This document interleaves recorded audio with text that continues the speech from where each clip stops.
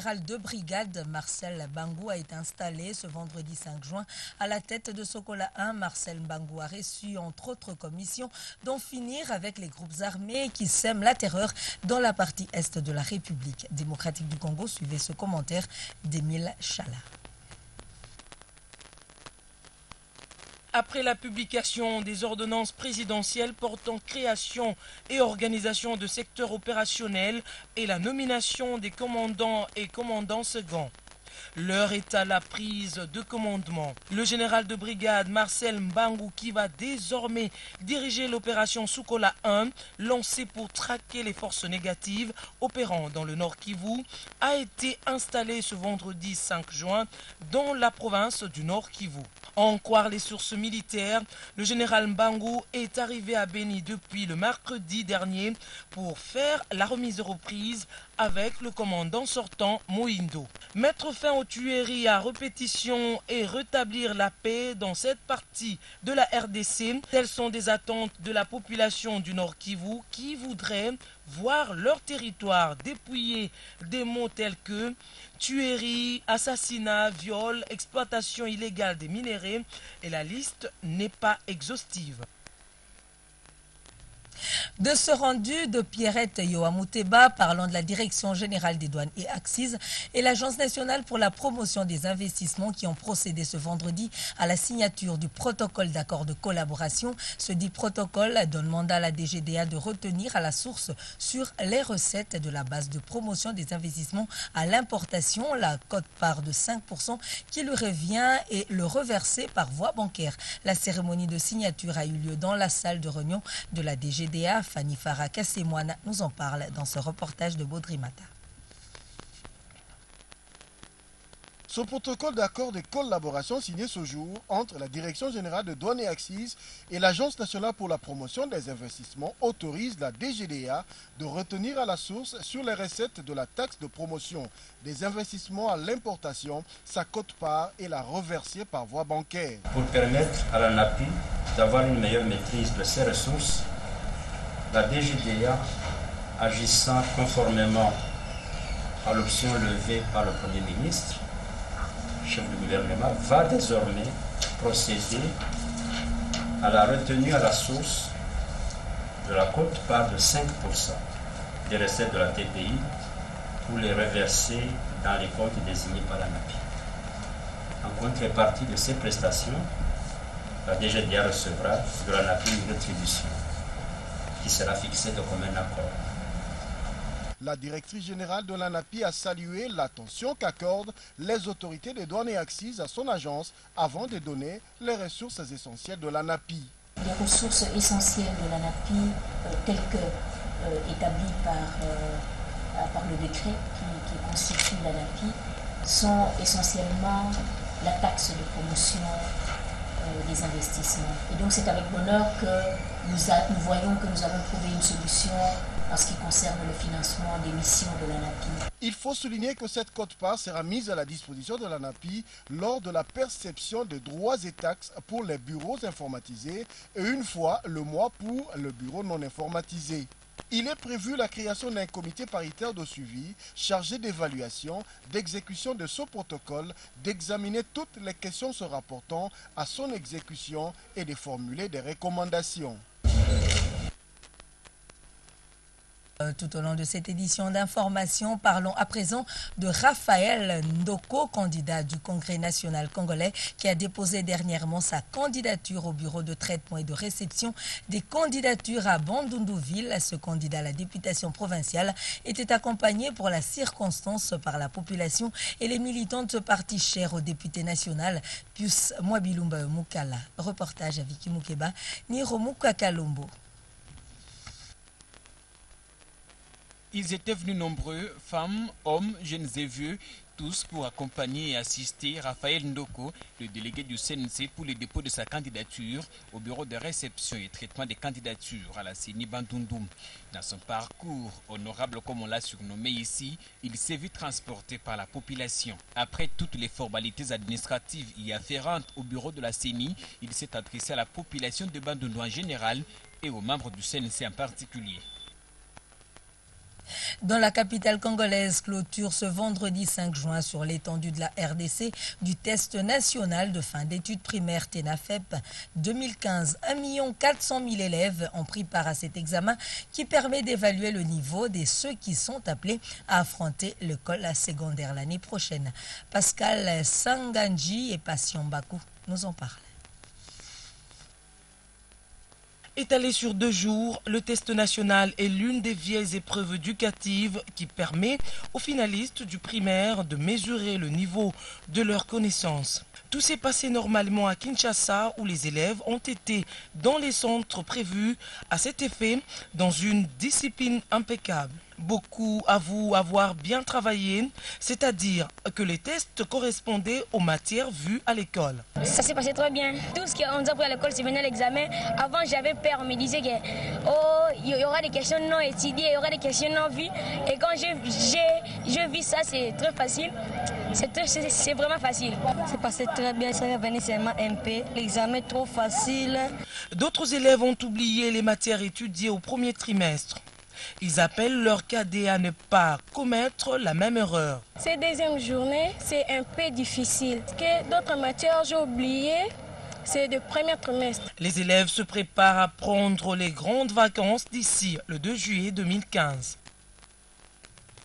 Et l'UNESCO RDC a clôturé jeudi son atelier de renforcement des capacités en web radio, organisé à l'intention des journalistes pratiquants et ceux cheminant encore dans la formation journalistique. Après avoir appris comment créer une radio en ligne, les chevaliers de la plume ont été initiés aux procédures d'installation du web radio à la fin de la formation. Irène Mousséné et Serge Mouloua pour le reportage. Tout est bien qui finit bien, dit-on. C'est le moins que l'on puisse dire à l'issue de cette formation enrichissante en informatique et en web dont ont bénéficié les journalistes de profession et ceux étant encore en formation durant 3 jours au campus numérique du CDSURC. Partis de rien au départ, ces professionnels de médias en sont sortis suffisamment outillés. Ils maîtrisent désormais des concepts clés de l'informatique, la création et l'installation d'une web radio. Ces apprenants se disent à présent comblés des atouts qui leur permettent de passer de l'analogique au numérique dans l'exercice de leur métier. Le formateur qui nous a donné des termes de référence, parce qu'ailleurs on peut changer avec d'autres confrères à travers le monde, parce qu'on a les outils non seulement de termes de référence, ça ajoute un plus à notre diffusion. Et au travers de cette formation, nous venons également de comprendre que la web radio est plus avantageuse. Mais il y a des choses qu'on ne nous apprend pas. Notamment la radio web que j'ai appris ici avec des termes que je voyais seulement, que je ne pouvais pas du tout comprendre. Mais je suis en mesure aujourd'hui de pouvoir l'expliquer. Et par moi-même aussi, je suis en mesure de pouvoir créer une radio web.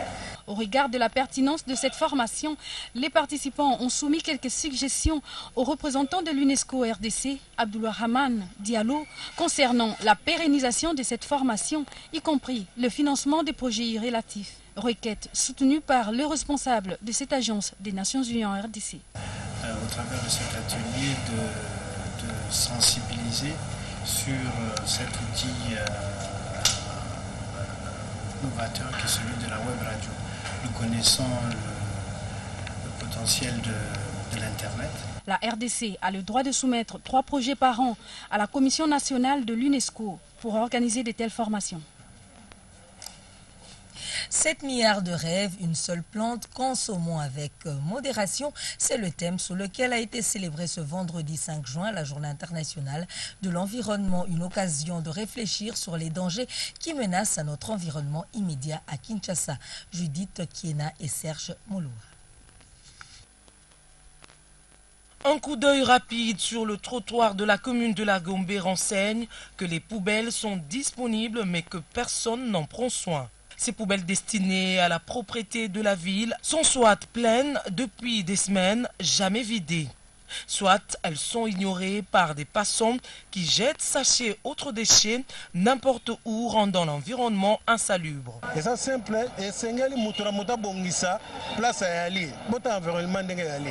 les gens s'habillent proprement, mais ne veulent pas rendre leur milieu propre. Ils mangent et se rassasient, mais vider les poubelles devient une lourde pierre difficile à soulever. C'est une honte pour nous, peuple congolais.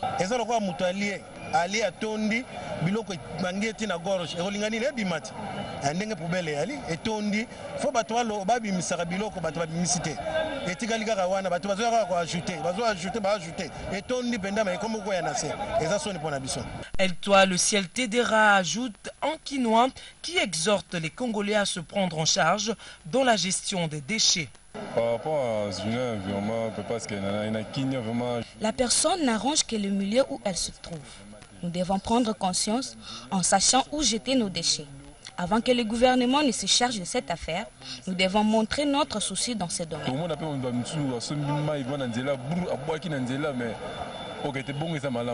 L'environnement conditionne la qualité de la vie des êtres humains.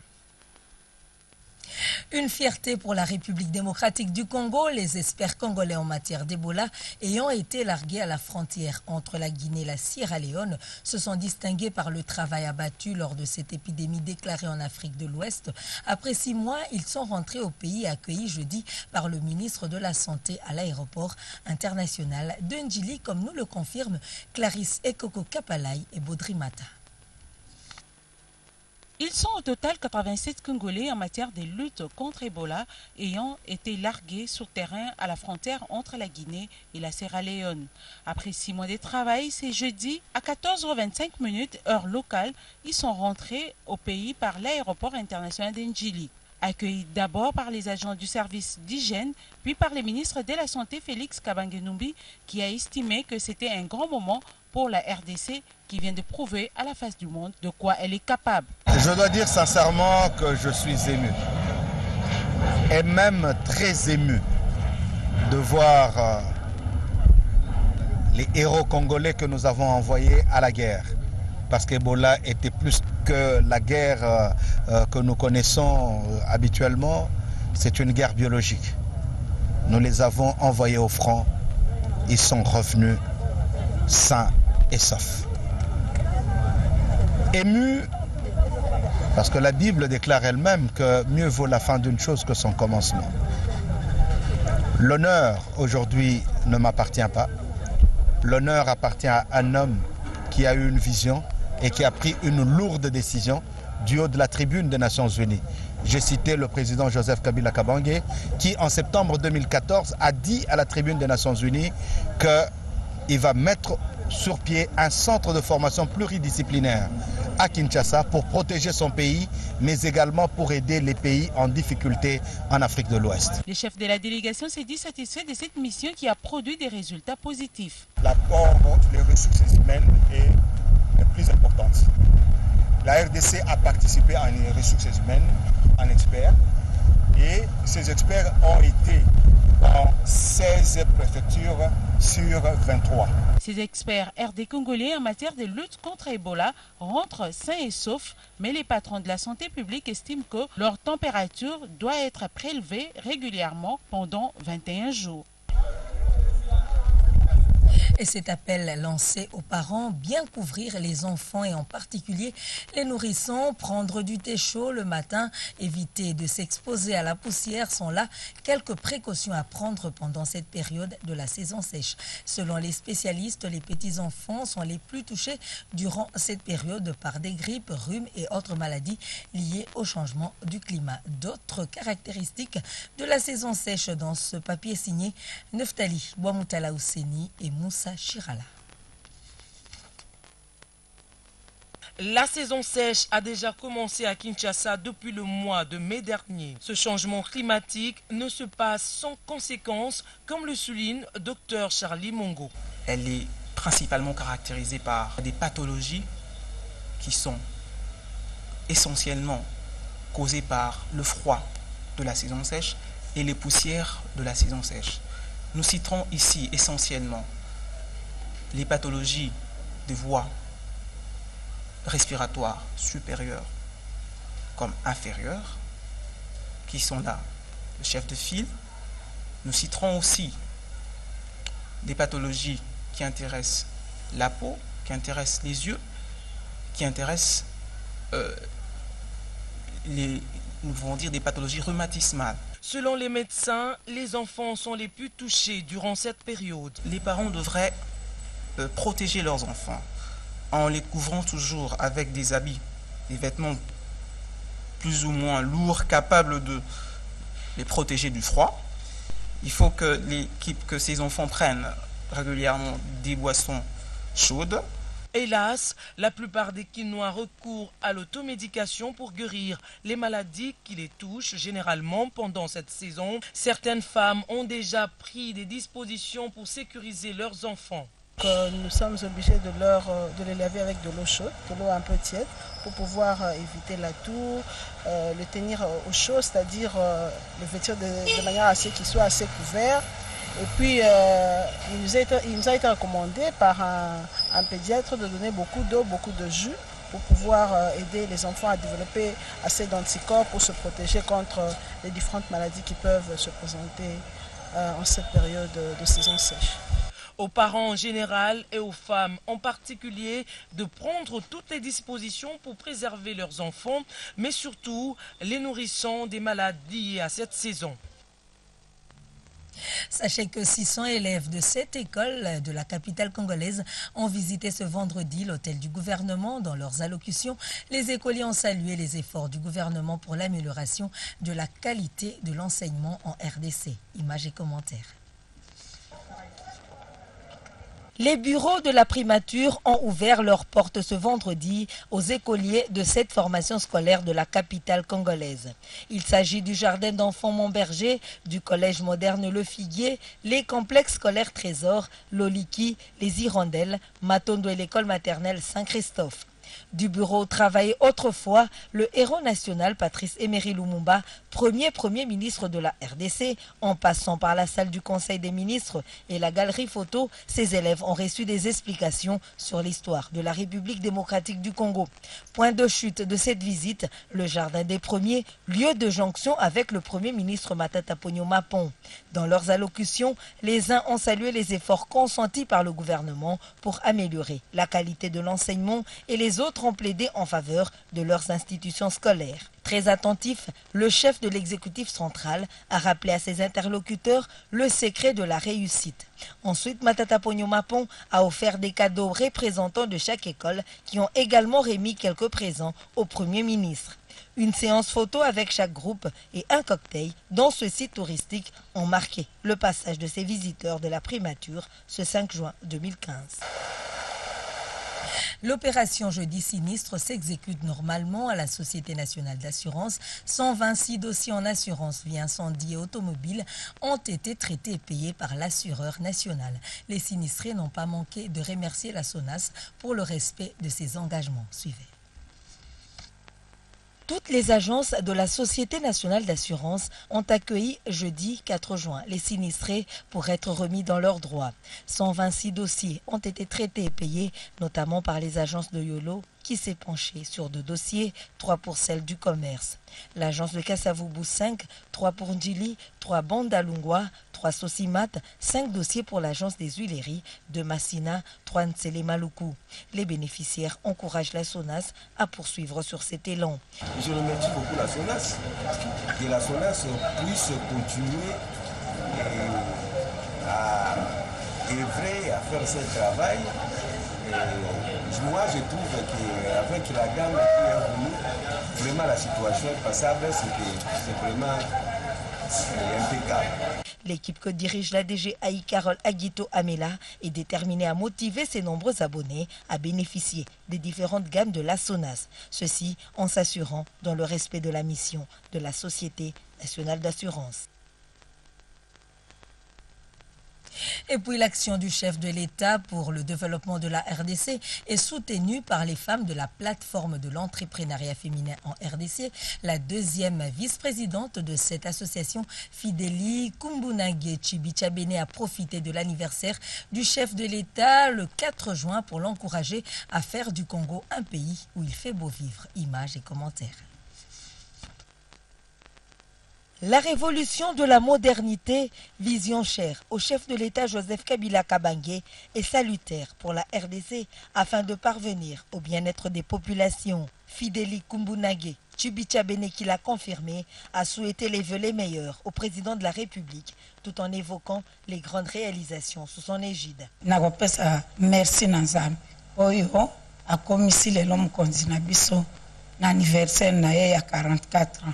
Je remercie l'Éternel qui a ajouté une année de plus dans la vie du chef de l'État qui totalise aujourd'hui 44 ans. Ce que je peux dire, c'est uniquement solliciter la grâce de Dieu sur lui pour qu'il poursuive sa vision. Vous constatez comment le pays se développe, surtout pour la paix retrouvée dans l'ensemble du territoire national. Tout ce que les gens disent ne peuvent pas arrêter son élan. Qu'il continue de travailler normalement. Que la première dame continue à soutenir son mari, tout comme sa sœur jumelle et sa mère.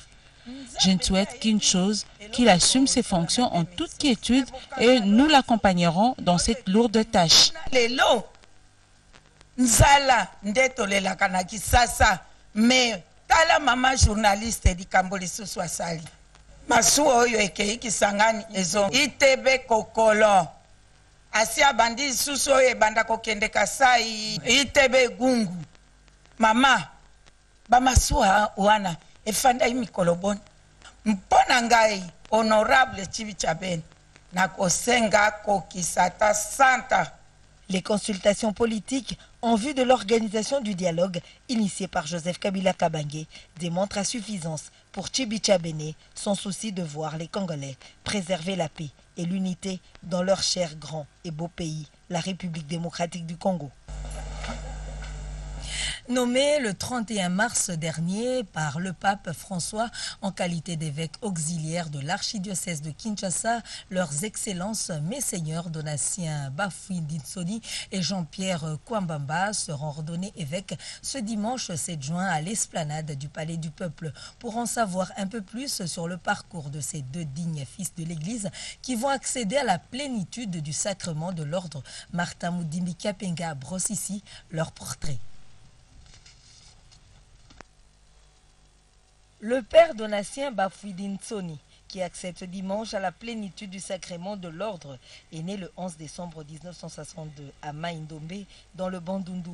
Il entre au noviciat de la Compagnie de Jésus à Tchangungu au Rwanda le 29 septembre 1981. Il a émis ses premiers vœux le 11 septembre 1983. Le désormais Monseigneur Dona Bafouinditsoni a été ordonné prêtre le 18 juillet 1993. Le prélat est détenteur d'un doctorat en droit canonique de la prestigieuse Université pontificale grégorienne à Rome.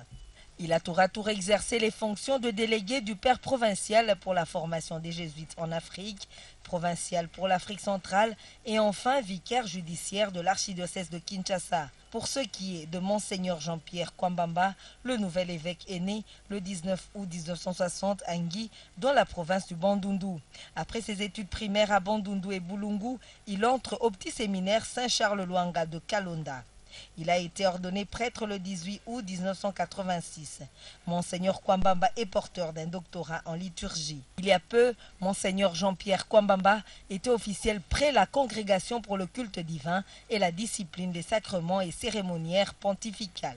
Avec l'ordination de ces deux nouvelles évêques, l'archidiocèse de Kinshasa va désormais compter 4 évêques auxiliaires qui vont aider l'archevêque de Kinshasa, le cardinal Laurent Mosengo, à paître les troupeaux de Dieu qui se trouvent à Kinshasa. Qui marque cette édition d'information, le chef de l'État, Joseph Kabila, poursuit les consultations au Palais de la Nation. Ce vendredi, l'agenda du chef de l'État a prévu les entretiens avec plusieurs personnalités politiques représentant notamment l'ADR et le Parti travailliste. Vous avez également suivi la signature du protocole d'accord de collaboration ce vendredi entre la Direction générale des douanes et Axis et l'Agence nationale pour la promotion des investissements. Ce dit protocole demande à la DGDA de retenir à la source sur les recettes de la taxe de promotion des investissements à l'importation le quote-part de 5% qui lui revient et le reverser par voie bancaire. Et puis le monde célèbre ce vendredi 5 juin la journée internationale de l'environnement. 7 milliards de rêves, une seule plante, consommons avec modération est le thème choisi pour cette célébration.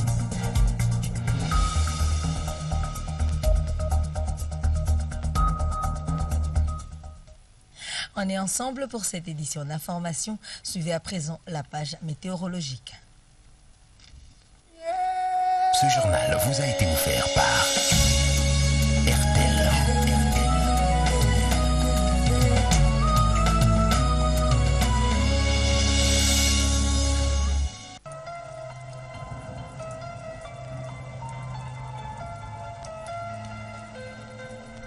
Vous avez remarqué une couverture nuageuse, une baisse des températures à Kinshasa depuis quelques jours. Mesdames, Messieurs, c'est la saison sèche. Bienvenue à tous à ces prévisions météorologiques et voici comment se présentent les temps. À Kinshasa, la température maximale s'élèvera à 33 degrés, la minimale à 20 degrés avec le faible brouillard le matin, une couverture nuageuse l'avant-midi. Le ciel sera dégagé dans l'après-midi avec un air frais. Tandis que Kananga fera 34 degrés la journée, 19 degrés la nuit avec un temps peu ensoleillé. Bujimaï, chez vous, il fera 36 degrés température maximale, 20 degrés température minimale. Le ciel sera peu nuageux chez vous. Vous aurez des faibles pluies à partir de 19h. À Goma, température maximale 24 degrés, minimale 15 degrés. Il y aura des orages toute la journée. Tandis qu'à Kindu, la température maximale s'élèvera à 31 degrés, la minimale à 19 degrés. Des orages attendus. Des faibles pluies de 2h à 17h. Lubumbashi, vous aurez un temps ensoleillé, une température maximale exceptionnelle de 30 degrés, température maximale et minimale de 9 degrés. Mbandaka fera 33 degrés la journée, 21 degrés la nuit, avec des orages, des pluies attendues de 2h à 20h. Matadi, chez vous, il fera 32 degrés la journée, 19 degrés la nuit, des orages départ attendus, des faibles pluies la nuit à partir de 20h, tandis que Bandundu fera 36 degrés température maximale, 23 degrés température minimale, avec des orages toute la journée, des faibles pluies de 17h à 20h. Kisangani, chez vous, il fera 35 degrés la journée, 20 degrés la nuit, vous aurez des orages l'après-midi, tandis qu'à Bukavu, la température maximale s'élèvera à 23 degrés, la minimale à 16 degrés, avec un temps orageux. Vous êtes informés, mesdames, messieurs, prenez toutes les dispositions, surtout bien couvrir les enfants